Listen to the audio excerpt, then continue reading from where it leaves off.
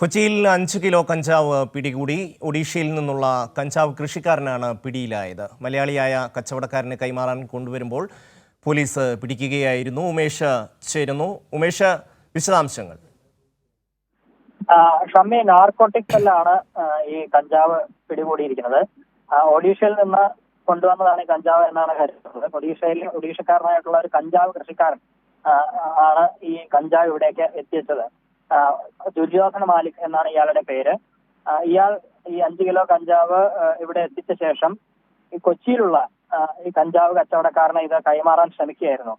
ഇതിനിടയിലാണ് ഈ നാർക്കോട്ടിക് സെല്ലിന് വിവരം ലഭിക്കുകയും ഈ റെയിൽവേ സ്റ്റേഷൻ പരിസരത്ത് വെച്ച് ഇവരെ പിടികൂടുകയും ചെയ്തിരിക്കുന്നത്.